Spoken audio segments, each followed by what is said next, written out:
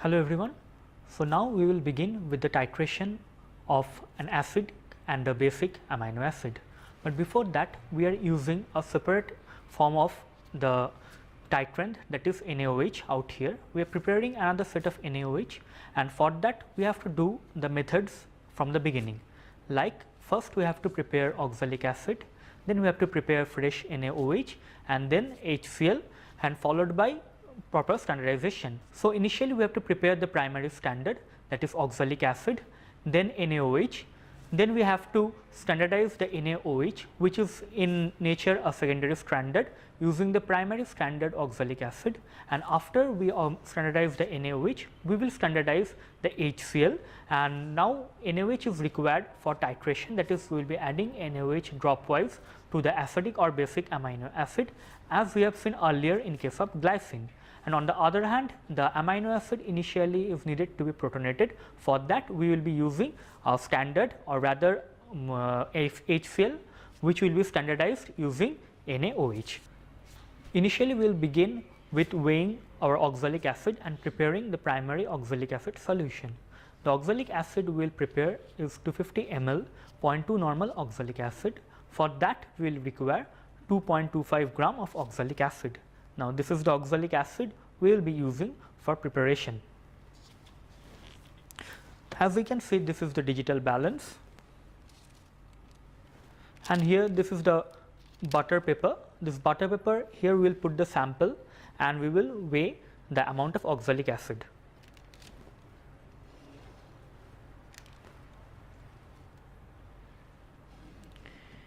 Here we can see that it is showing some amount of weight of the butter paper. So we have to tear this. Every time you use any base like a butter paper or any epin drop or anything or any vial, initially always do tearing. The tear part of the instrument is very much essential. Now I will be adding around 2.25 gram of oxalic acid. Here we can see the value is actually 0. So once this value reaches 0, we will start adding the solid oxalic acid. We are using a clean spatula. The spatula I am using has been washed with double distilled water, and after that with acetone and dried, and after that I am just cleaning with clean tissue paper. Now I will be adding 2.25 gram of oxalic acid. So this is the oxalic acid.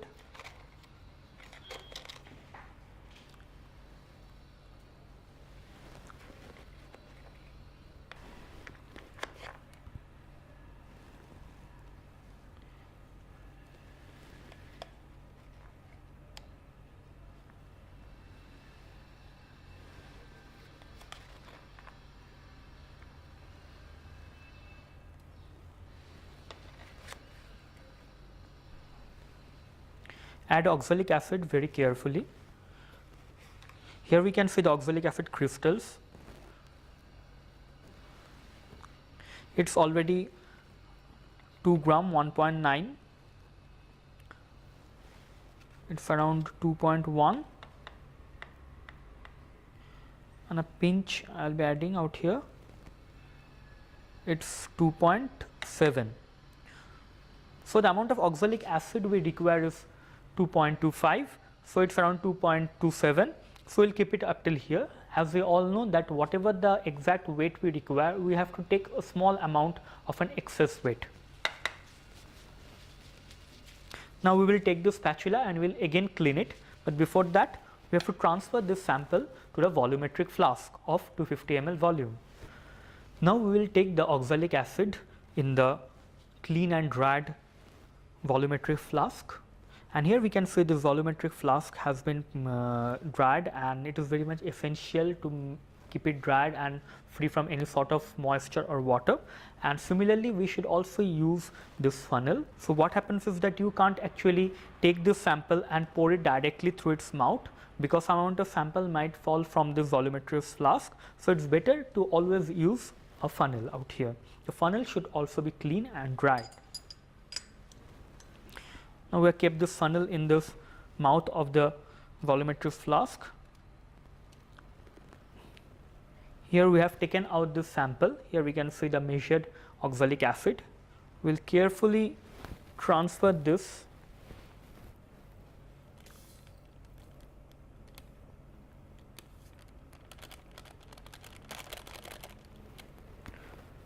in the volumetric flask through this funnel. What happens is that here we can see the sample is out here in the funnel, in the mouth of the funnel, it's stuck. So how to transfer this sample out here? You can actually pour double distilled water through it. So here we have double distilled water. We are adding it in the funnel like this way. And this is one of the very small and important method out here. You have to just add water in a circular manner in the mouth of the funnel, so that whatever sample is stuck around this funnel will flow through it.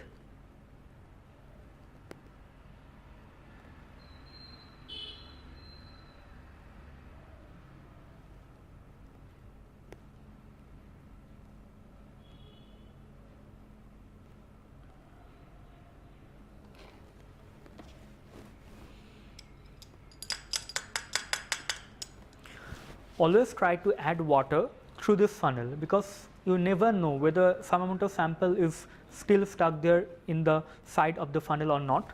So at least half of this volumetric flask should be filled with water after adding it through this funnel.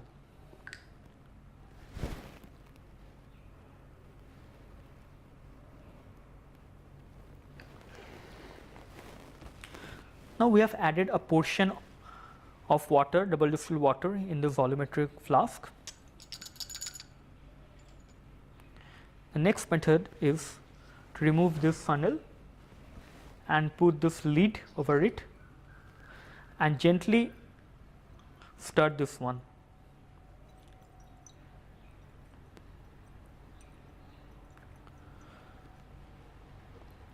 One important thing is that don't fill up to this 250 ml mark out here and then start stirring, because we basically can't vibrate this entire solution freely in the if it's completely filled. So better to make it half filled with double distilled water, whatever solvent you prefer, and then gradually stir it.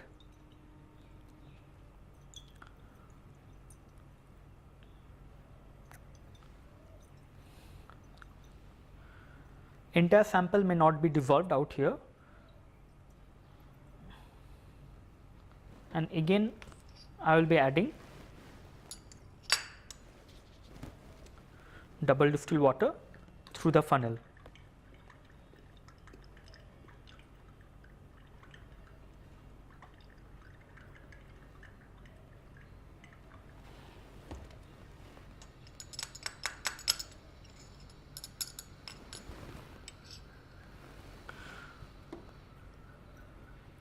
So this is a periodic step.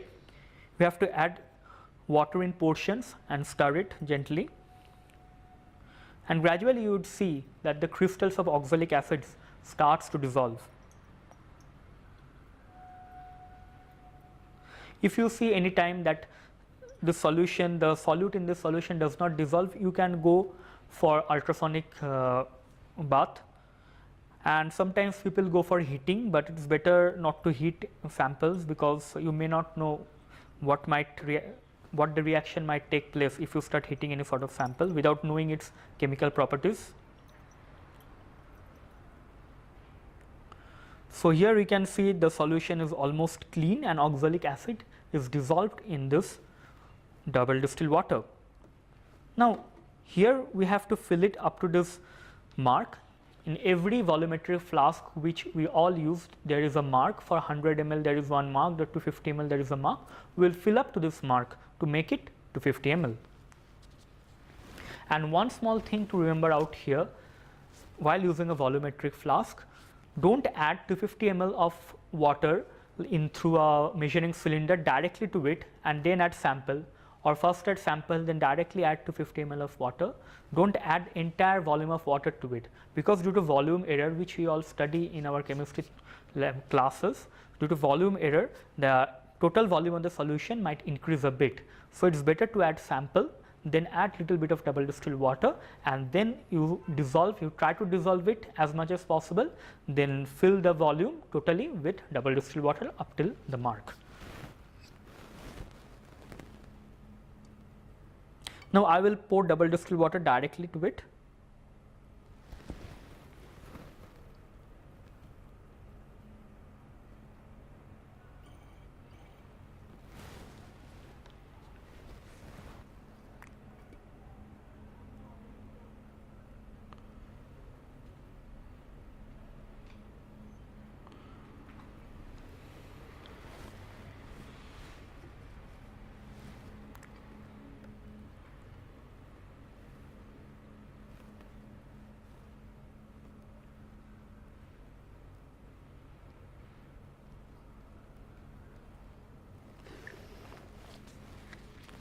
It is taking a bit some time, so you can add double distilled water directly. If you see that it is taking a lot of time to fill this volume, like for 250 ml or 500 ml, you can avoid this nozzle and directly add double distilled water, provided you are confident enough.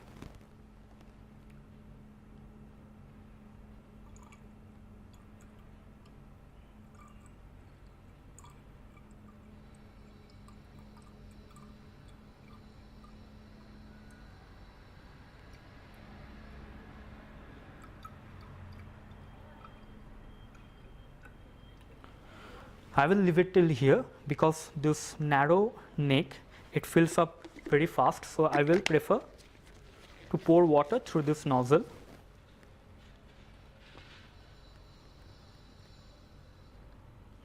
Up to a mark here. So, this mark is very thin and it is not always clearly visible when you are seeing it from a distance. So, whenever you would be using any sort of volumetric flask, you can easily see the mark graduated out there. So, we have prepared oxalic acid of 0.2 normal, and this is the solution of oxalic acid. Now, this is the primary solution of oxalic acid. We will now shift to NaOH solution. The NaOH we will prepare is actually 250 ml of 0.5 normal NaOH, and this is actually the rough concentration of NaOH. So, we have prepared oxalic acid, which is the primary standard. Now, we will weigh NaOH. We will weigh 5 gram of NaOH, which is actually the secondary standard, and it will be estimated, the exact strength of NaOH will be estimated using oxalic acid. So, we have kept this butter paper out here and we will tear this.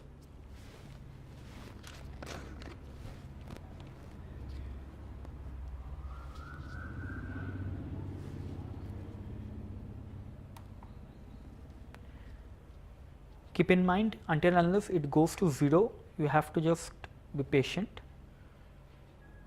So, yeah, it is 0 now. So, we have again cleaned this spatula, okay, and we will be adding NaOH.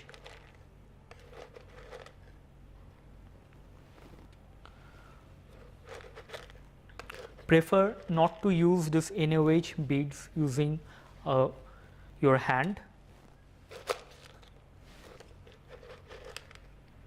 Always take NaOH using a spatula.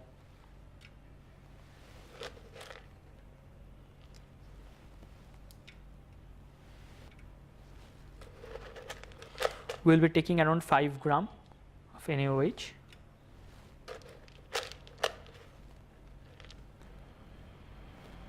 It is 4 gram and one more is required, 4.3. NaOH generally absorb moisture, so prefer not to keep this bottle open for a long time. And small bead, it will do 5.2 and a small amount. Because the weight of NaOH bead is not exactly the weight it should be, because it had already absorbed some amount of moisture. So, whatever is showing out here like 5.3, it may not be 5.3341, or rather much less than that, the exact weight. So, sometimes what happens is that whenever this bottle, this NaOH bottle is opened and closed, it absorbs moisture from time to time. So its exact weight actually increases. Now here we have again taken this volumetric flask, it is a 250 ml volumetric flask, and I have kept again a clean funnel. Now I will transfer these NaOH beads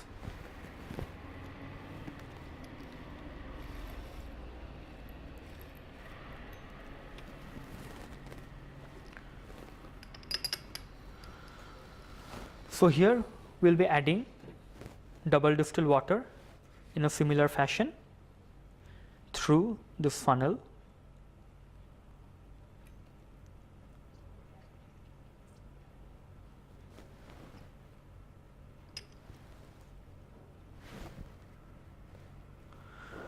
Try to avoid your bare hand from here, because whenever water is added to NaOH, the reaction is highly exothermic, so heat is generated.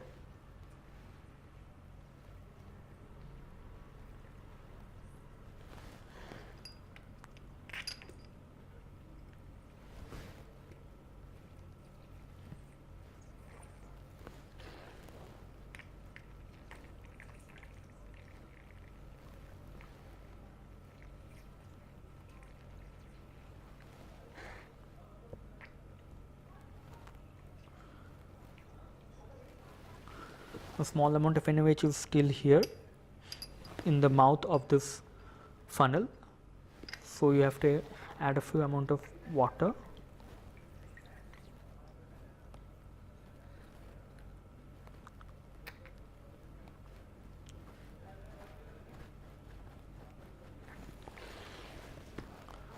Now here we can see this volumetric flask is almost half filled with double distilled water, and this funnel is almost clean, like more or less most of the NaOH has been passed and been dissolved in double distilled water, and still we will be adding small amount of double distilled water again through this funnel.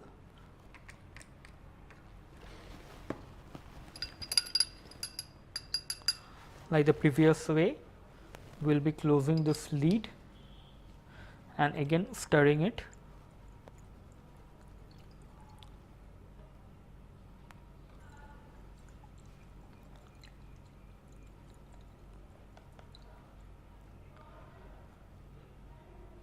NaOH dissolves very easily in water, so here we can see that the solution is clear out here.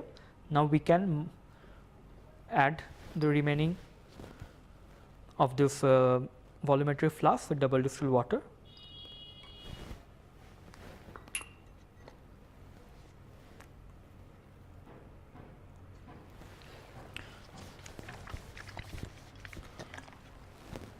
I will be carefully adding double distilled water to it without the nozzle.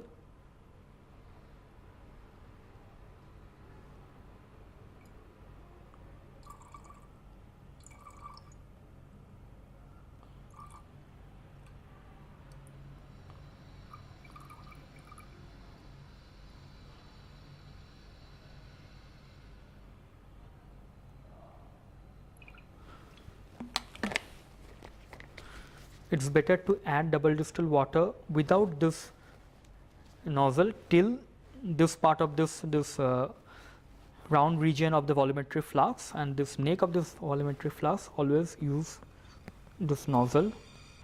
So you can add double distilled water without this nozzle up till this mark, the round part of this volumetric flask, but prefer to add water using this funnel, so that this level, that is the mark which is there in the volumetric flask, does not cross. So it is safe to use this nozzle, because once you reach this neck, it fills, the volumetric flask fills at a very fast rate. So here we are adding very slowly, and now it has reached this graduated mark, and we are done with this NaOH solution. So we have completely filled this volumetric flask with double distilled water. This is the NaOH solution of strength around 0.5 normal. So, we will measure the exact strength of this solution using titration method. Now, we will use this NaOH to carry out titration of basic and acidic amino acid, and the acidic amino acid we will be using today is glutamic acid, and the basic amino acid we will be using today is lysine. So, we will measure each of these individual amino acids. One interesting thing to note down here is that people may ask you, how many beads of NaOH have you taken while measuring 5 gram of NaOH? Actually, you do not basically count the number of beads while measuring any chemicals or something like that. But generally what happens is that it is a very common question, the weight of each bead of NaOH. Basically it is 0.15 gram for each half bead, and one full bead, that is one half becomes 0.3 gram. So, it is exactly not the same, but it is close to one another. Like if you do not have any weighing balance and you have to measure NaOH of 5 gram. So, what you can do? You can actually measure the number of beads required for measuring the 5 gram of NaOH. Now, let us see what is the weight of half bead of NaOH. Now, we will take one half bead of NaOH. So, what is meant by half bead? We have all seen NaOH beads, it is basically half sphere. So, we can see a sphere, it is a round, okay, and this is half sphere is basically one half bead of NaOH. Now, this here we can see one half bead of NaOH. We have taken it in a spatula. We have kept one butter paper. We will tear this one, 0. Now, we will place, okay, we will tear once, it is 0. We will place this half bead here in this butter paper. Here we can see it is actually 0.1660 gram. So, it is not exactly 0.15 gram, it is basically 0.1660 gram. So, it is a bit more than that. Now, let us take another half bead.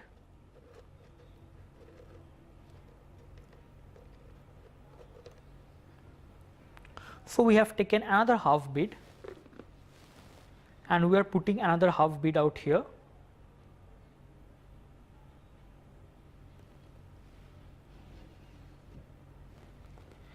Here we can see the weight changes to 0.3276 gram. So, it is a bit more than 0.3 gram. So, what is full bead? Here inside we can see above this butter paper, on the butter paper here we can see one half bead and one half bead, one half sphere and another half sphere over it. So, it is basically a sphere and two half beads make one full bead. So, basically the question is how many full beads make how many full beads are there in 5 gram of NaOH, or how many half beads are there in 5 gram of NaOH? Solve it and write down the answer. I will not tell it currently. Now, we will weigh L-lysine out here. We can see this L-lysine, it is actually L-lysine hydrochloride. Here we have to always note down before measuring. So, we will measure actually 100 ml and 0.1 molar lysine solution, and for that we will require around 1.5 gram of lysine. So, I have taken again this butter paper out here, we will tear this one.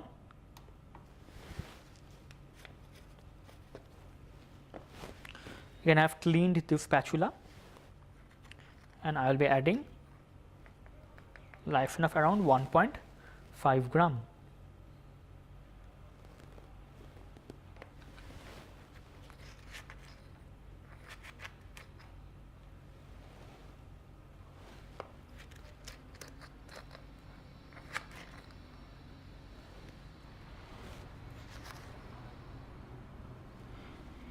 Here we are preparing 0.1 molar solution.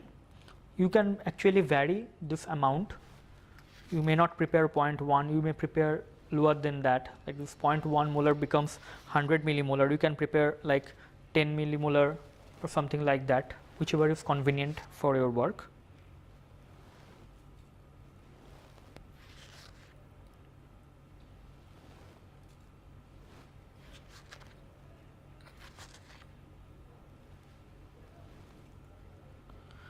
Sometimes it is better to use a spatula which is bigger than this one.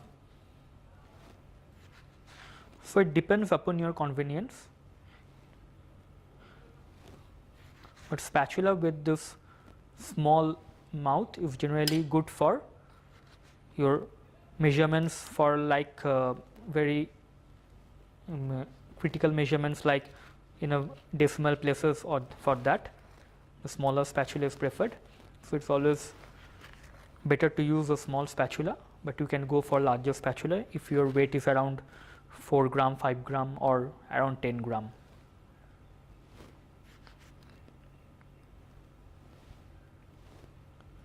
It's almost 4.6. It's 5.2.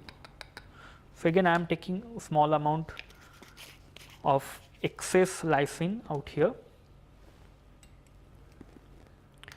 This is the 100 ml volumetric flask which you have cleaned and dried, and again this is the clean funnel.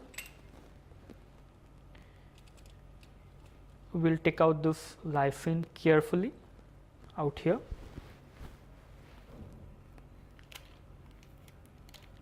And again we will pour this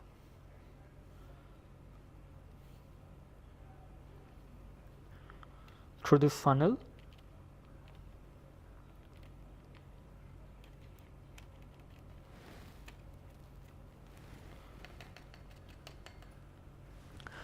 Always we can see a small amount of this compound, whether it lysine or anything, is stuck in this butter paper. So it's better to use a bit excess amount of the sample which you are measuring each and every time.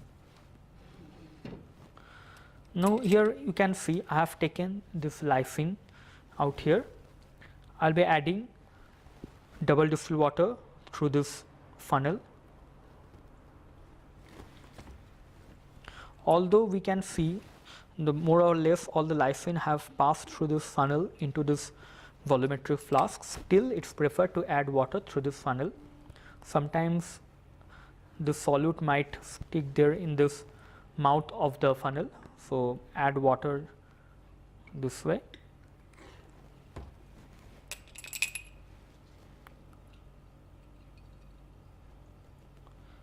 And stir it gently.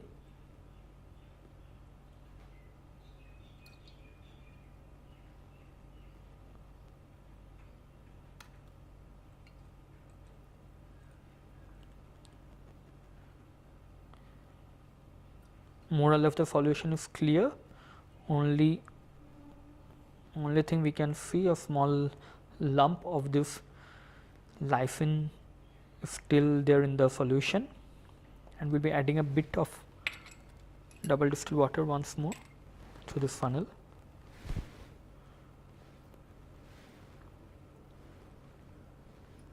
Don't pour directly, just encircle in this way, like you were revolving around this mouth of the volumetric flask.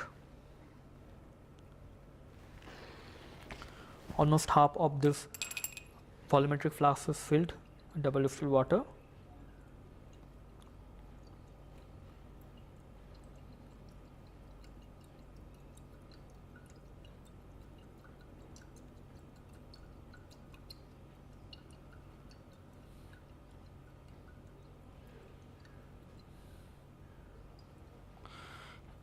And here we can see the solution is almost clean, or some of the residues are still there. We have to dissolve it completely.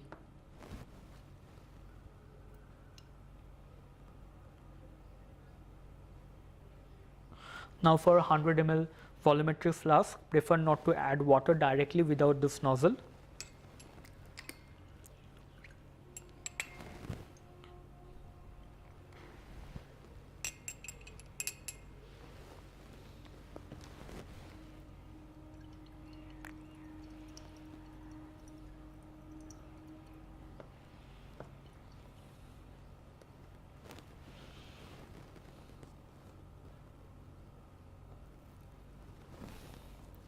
Here there is a mark, a very faint mark is there.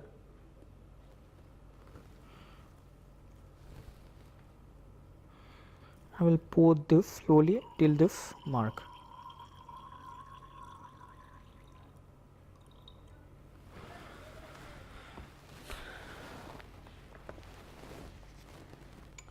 Now we are done with this lysine solution. It is basically 0.1 molar lysine of 100 ml. Now we will measure glutamic acid. The next thing we will be measuring is L-glutamic acid. Now the concentration of glutamic acid is again 0.1 molar, similar to lysine, and 100 ml. For that we require around 1.3 gram of this glutamic acid. So we will tear this one. I have cleaned this spatula. Now I will be adding 1.3 gram of glutamic acid.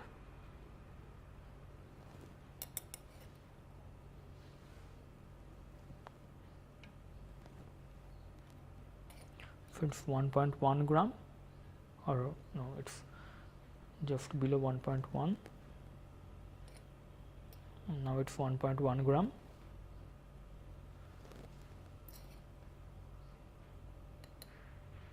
We will be taking 1.3 gram, a bit excess.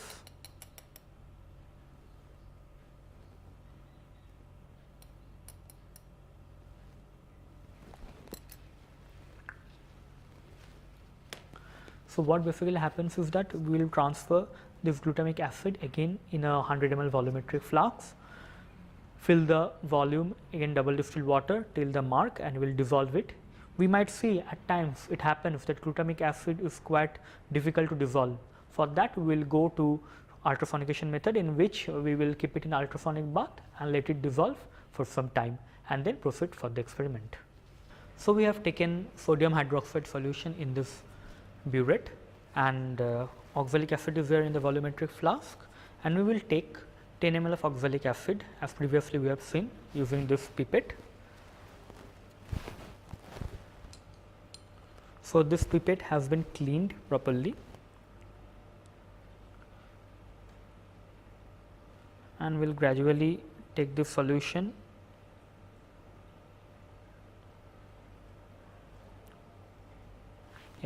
the zero meniscus has been reached, small amount.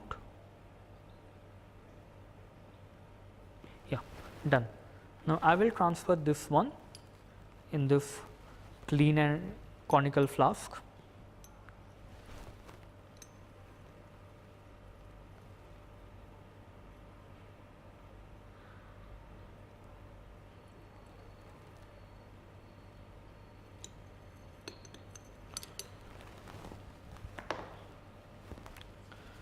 After that, add 1 or 2 drops of phenolphthalein indicator.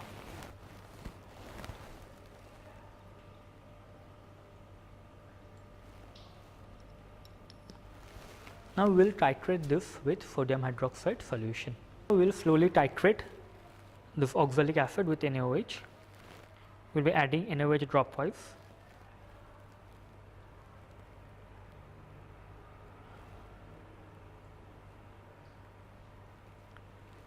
And stir it gently. A faint pink color appears in the solution, and once we stir it, it fades actually.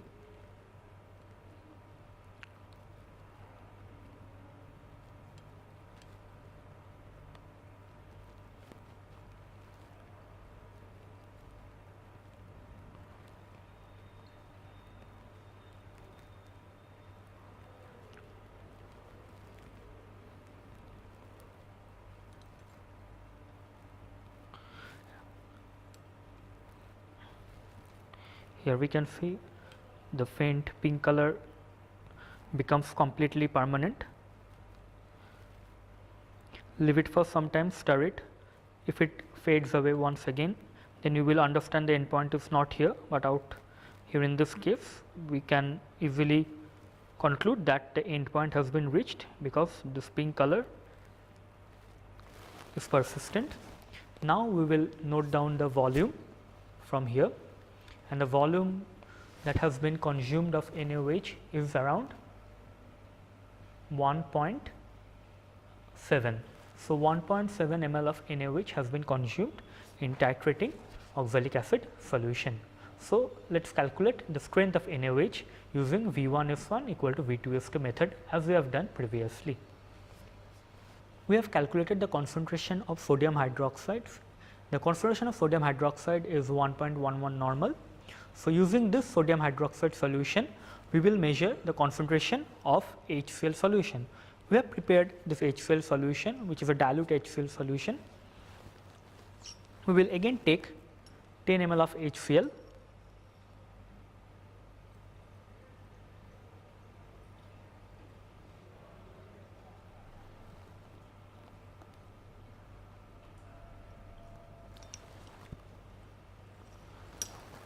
and transfer it in this conical flask. I am using again a new conical flask. This conical flask has been cleaned properly.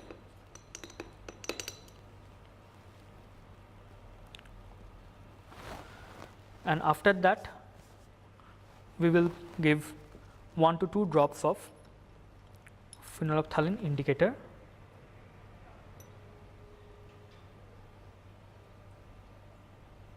As we know, phenolphthalein is colorless in acidic solution and pink in basic solution. One small thing to note down here is that why we do not use NaOH in the conical flask and acidic in the burette. Basically, there are lots of reasons out there. One reason which you can basically think at this moment is that if you add phenolphthalein in this conical flask containing NaOH, it will completely turn pink. And once you start adding HCl solution, the pink color will gradually fade. But sometimes what's happened due to persistent of vision, you can't actually discriminate when the pink color completely fades from pink to colorless. That will become dark pink, light pink, very light pink, very light pink, and then colorless. And that very light pink, or what we can say slight light tinge of pink color and colorless solution, is not very easy to detect with our eyes. So it's better to use acidic solution or acid in this conical flask, add phenolphthalein, and you can very well distinct from colorless to pink, rather from pink to colorless. So it's better to take acidic solution here in this conical and base in the burette. So let's proceed for titration.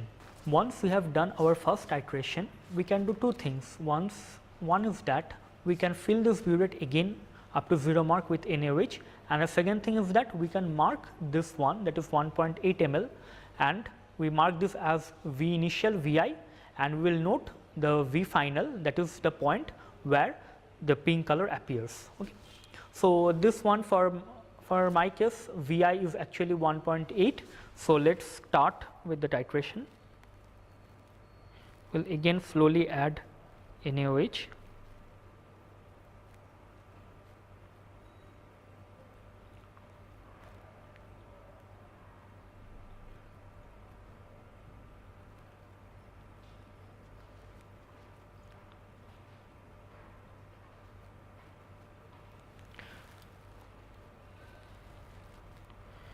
You can go on adding this solution, you can go on adding the base out here freely, but once the pink color appears, try to add drop wise.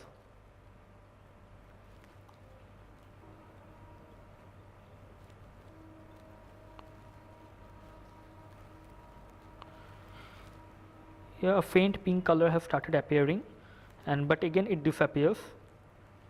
So the end point has not yet reached.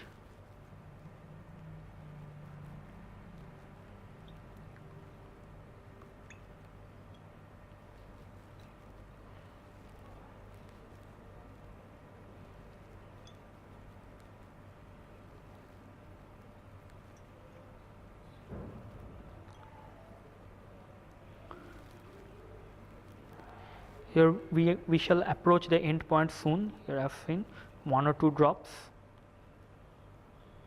Okay, 1 drop, 2 drops here. Here we can see in 2 drops we have reached this pink color. So this is the end of our titration, and now we will note the volume, that is the final volume, that is Vf. Vf from here is around 9.3. Our Vi is actually 1.8, and that is the volume, initial volume, and the final volume is 9.3. So, it is better to see the level of this graduation at your eye level like this way.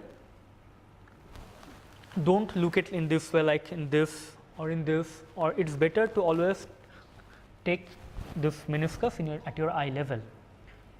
Okay, it is 9.3. So, we will do the calculation and measure the concentration of HCl solution.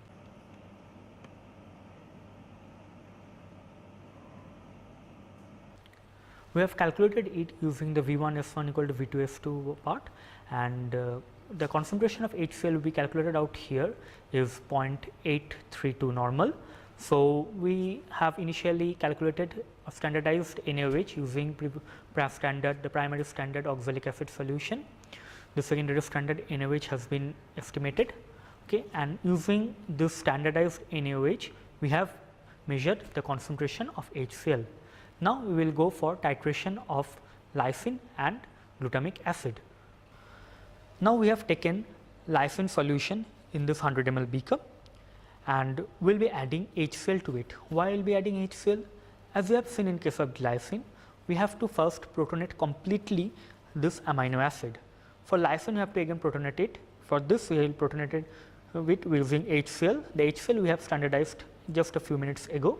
So, what is the concentration of HCl? It is around 0.832 normal. And what is the volume of HCl required?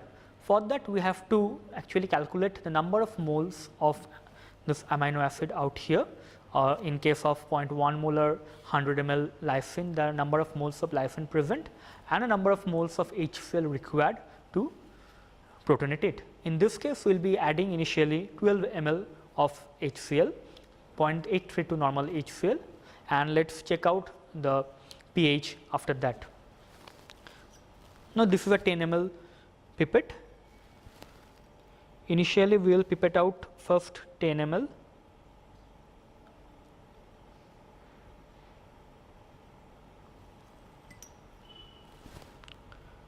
Add it here.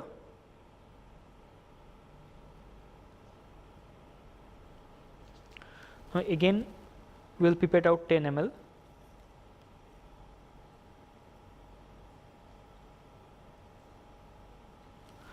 But here we will add only 2 ml, because total volume we have to do is 12 ml.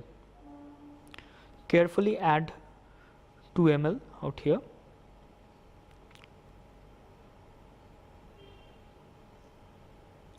Done.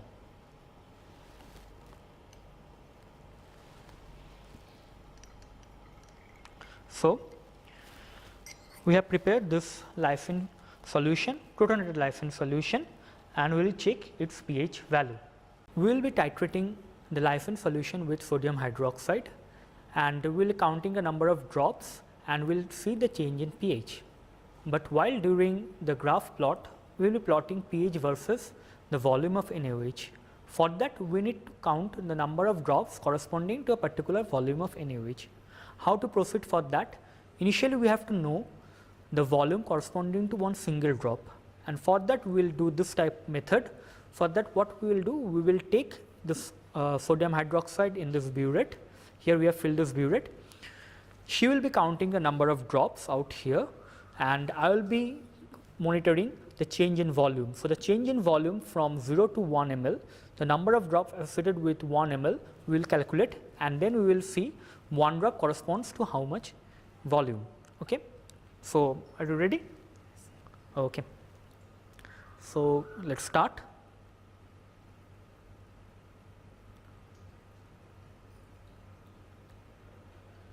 One drop.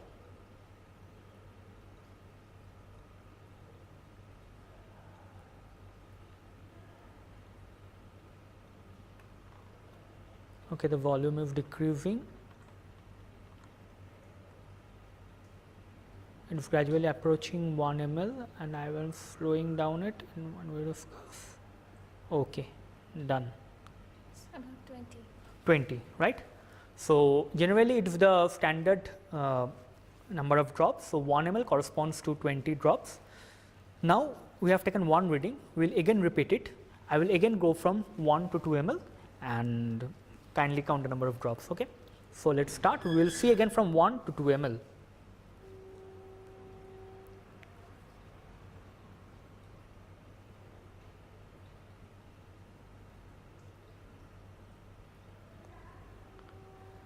So we can see again it's going from, this meniscus is going from 1 to 2 ml.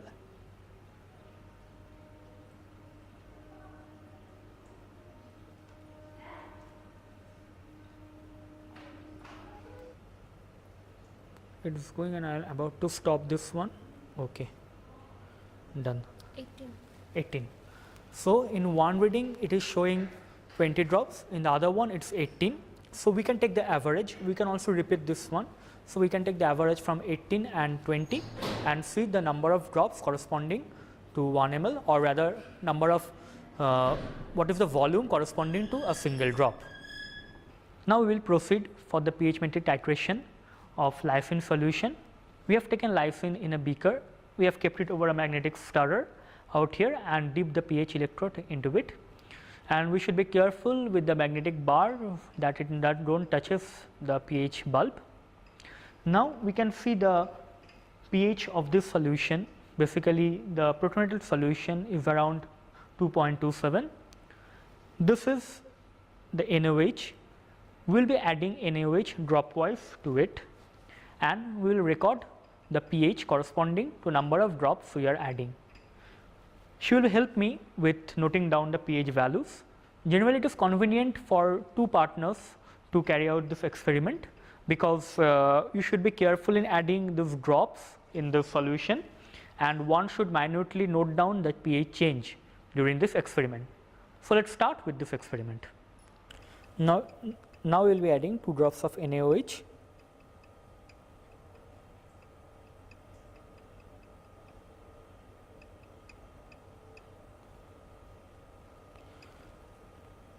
And the pH changes a bit. It's 2.25.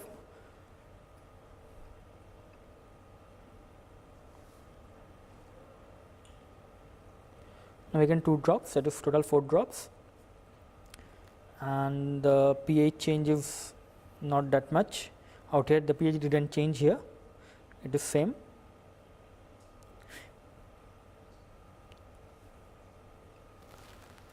Now I am added another 2 drops, it is 6 drops. So here you can basically go on adding, or you can actually add 2 drops and wait for the solution to be homogeneous.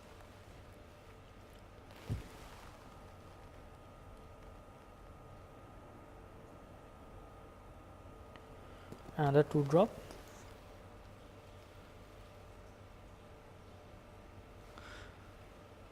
The pH change is very slow in this case.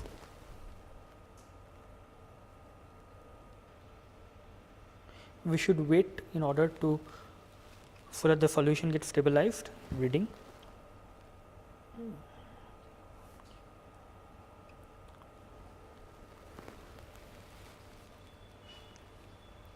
Here we can see the increase in pH is not that much with change in volume of NaOH.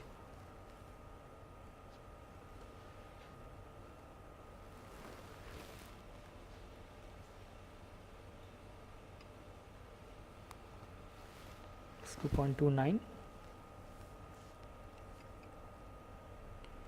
Again 2 drops I am adding.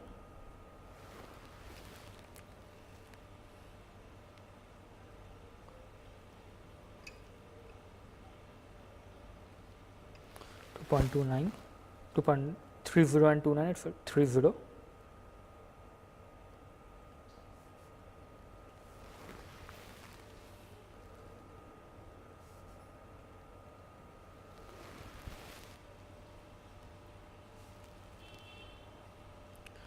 .31.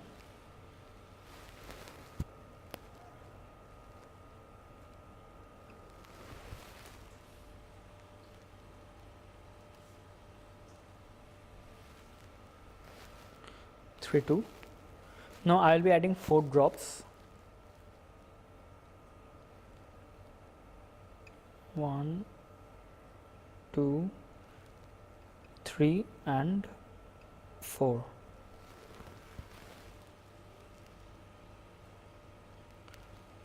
It's 2.33.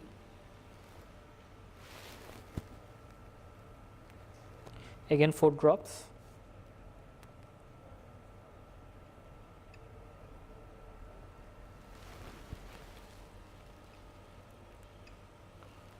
Two point 3.4, 3.5.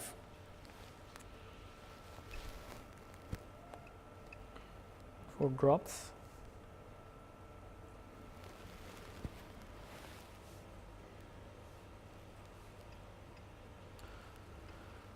Two point 3.7. It's 2.40. Again, I'll be adding 4 drops.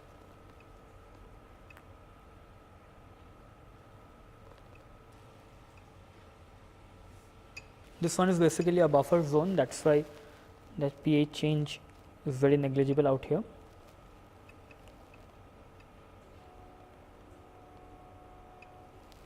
Two drops, 52. And again 4 drops.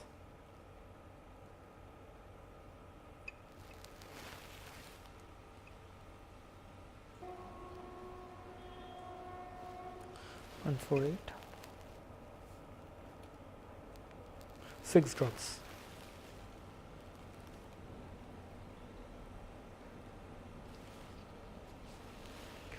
Now again 4 drops.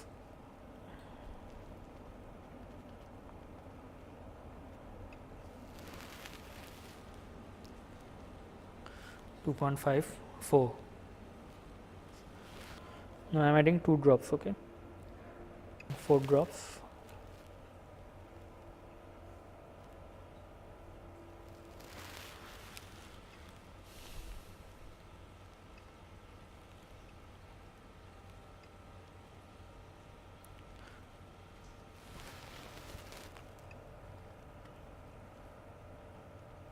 Again 4 drops. 2.58, 59.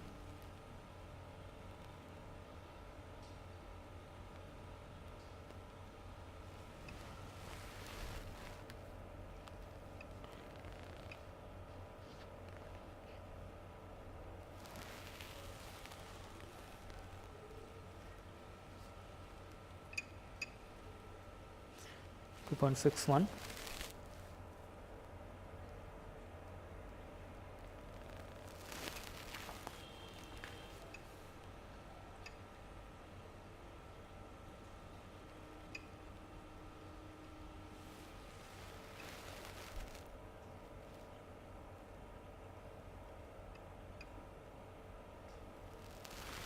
Four drops.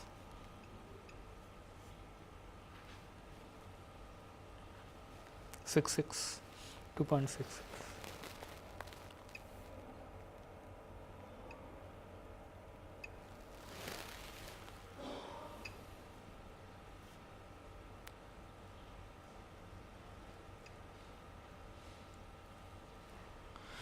Here we can see the change in pH comes to around 2.69 from around 2.2, 2, 3, 4.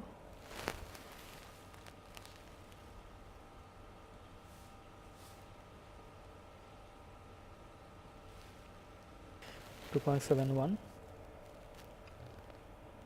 2, 3, 4.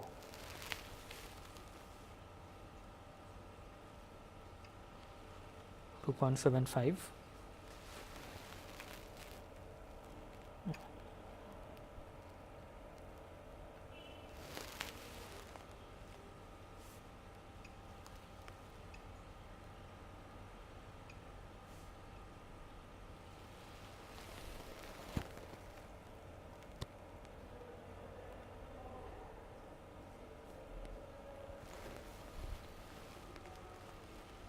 And 4 it's 2.79.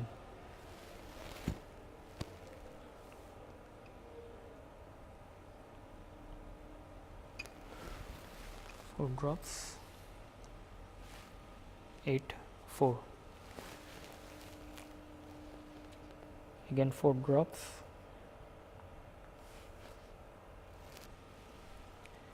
2.91.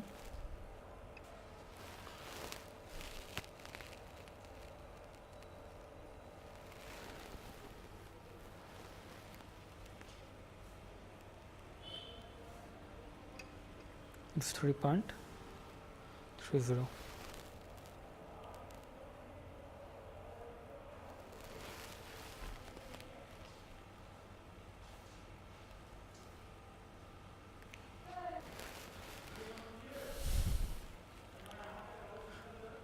So here we can see a straight jump from 3.17 to 3.24. 3. I'm adding 2 drops.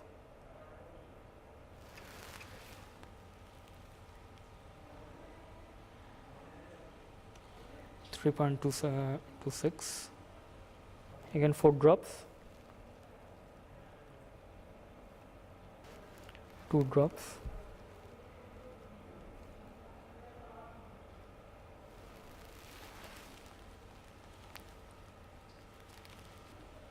3.46. 2 drops.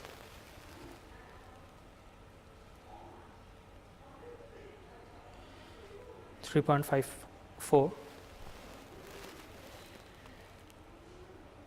2 drops. 3.55. Again 4 drops. I'll give.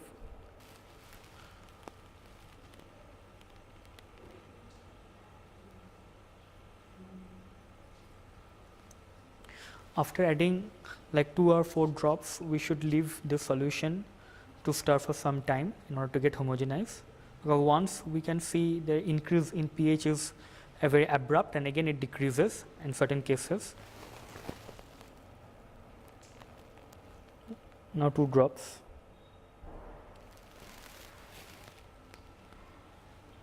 It's 3.90. We can gradually see a straight jump from 3.76 value. And again adding 2 drops.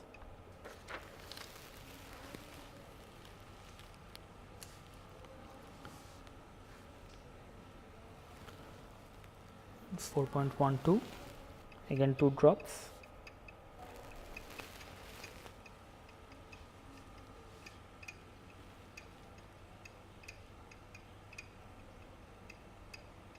So here we can see the fluctuation or the change from 4.1 to 4 point almost 45, 46. It will vary. We have to give it some time for stabilization.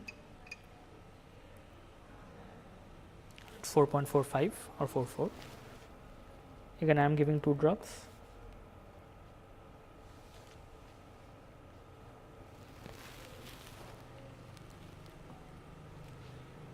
So here the inflection point.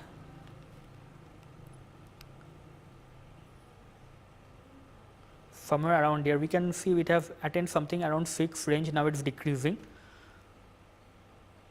So the pH in the region of the bulb actually changes in the first stage, but however after homogenization the pH again decreases.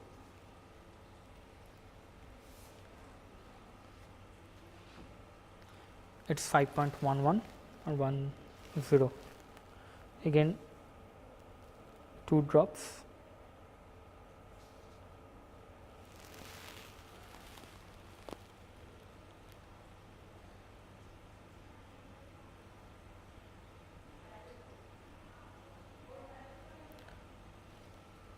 Or again a rapid jump from 5.1 to around 6.9, and again it decreases. Basically what happens is that if this is the bulb of the pH meter, here locally NaOH accumulates. In this case here NaOH accumulates locally near the bulb of the pH meter. That's why at initial cases it detects like once you have added NaOH out here, it reaches the bulb of the pH, it detects pH value of around certainly from 5.5 to 7.5. But after that, once these NaOH molecules are homogenized within the solution, So, the concentration of NaOH near the bulb decreases again, and again we can see a gradual lowering of the pH values. So, it is better don't note down the pH values immediately after adding this, give it some time for stabilization. Once it reaches a fixed pH, then note it down. So, it is 6.76, we will be adding again 2 drops.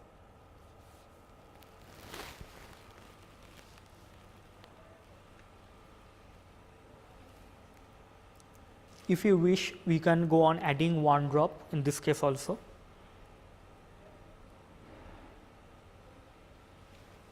It's 7.22. Let's add 1 drop here. Okay. So, I am adding 1 single drop. We have almost passed the inflection point, I guess.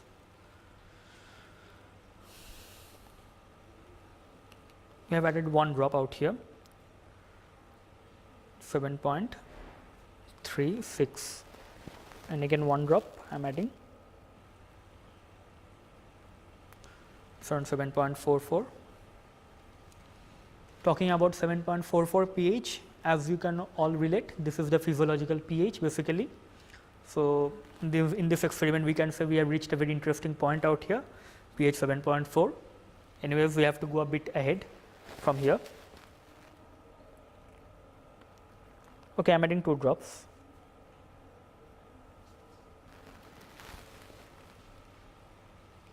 So, 7.58.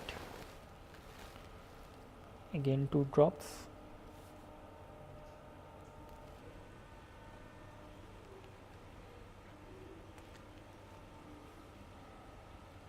So, 7.71. Now, we are again adding 2 drops. 7.8.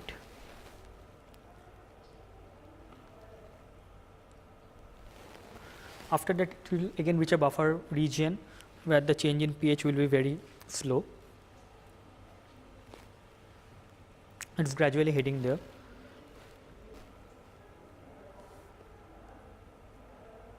Again 2 drops. We have seen initially the change in pH was very slow in the range of 0.01 or 0.2.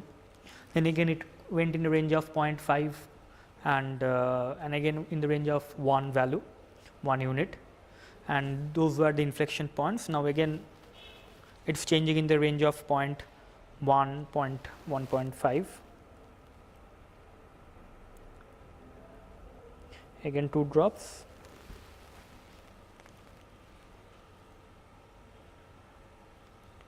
Now, here we can see the increases like 0.5 units from here, which was initially during the inflection point it was around 0.8, 0.9.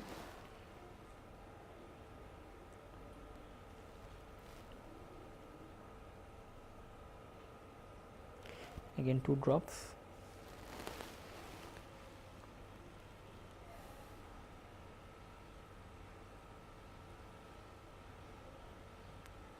Now, here we can see it is again slowed down out here, and in 2 drops.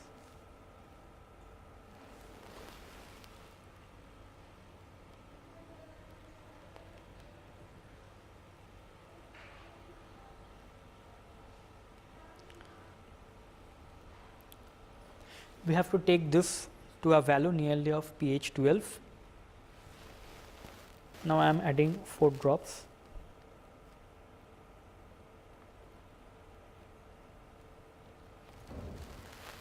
So, here we are at a buffer range, so we can increase the number of drops. So, I have added 4 drops, 8.25, again 4 drops, 8.30,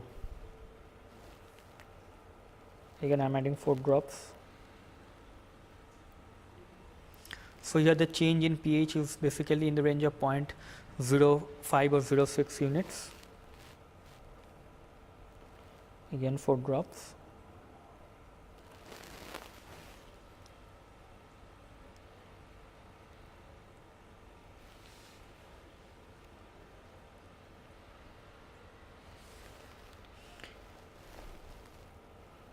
Four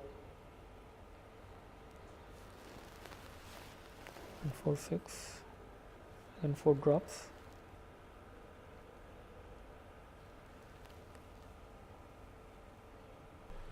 Okay, now I am increasing the number of drops. I am adding 6 drops.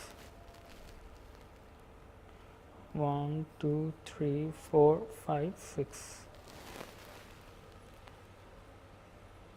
So here you can see that upon adding 6 drops also, the change in the pH value is still not that much. 2, 3, 4, 5, 6.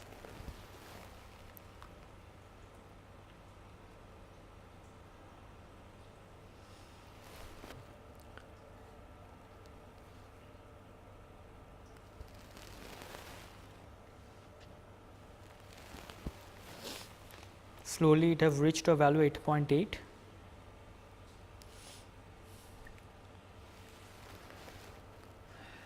So here we can see the change in pH is very slow, again in the buffer region.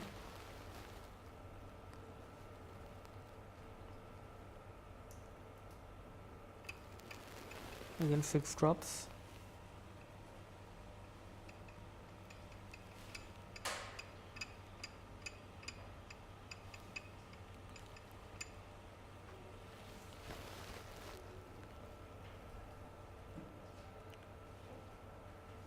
Six drops.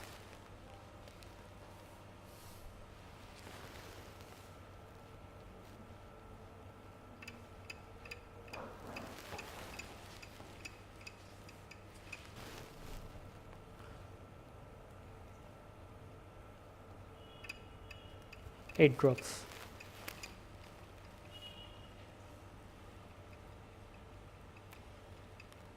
Nine 9.06.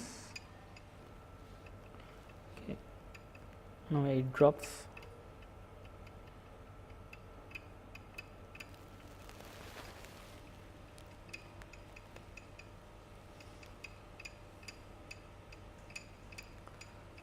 .12. I'll be adding 4 drops.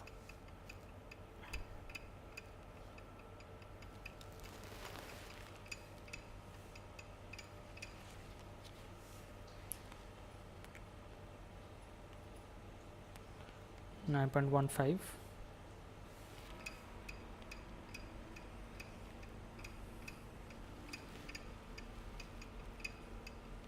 .63.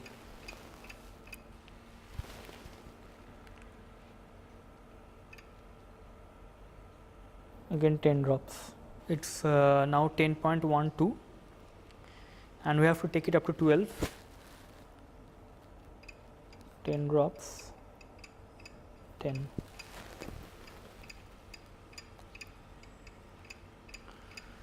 It's 10.25. Now I'll be adding 20 drops. So after 20 drops, the pH change is around from 10.25 to 10.40. Again 20 drops. 10.58. It's 10.7, 10.80. It's 20 again. 11.02. It's 10. 11.10. Again 20. 11.30. And we are close to 12 now. Again 20. 10.5. And again 20. Near 12. We'll go with last 20 drops. Actually, the first pK is in the range of around 2 to 3, whereas in the second one is in the range of around 10. So after reaching 10 or 10.8, we can gradually move up to 11.5 or 12. Now 10 drops. So it's 11.96 and final 10 drops.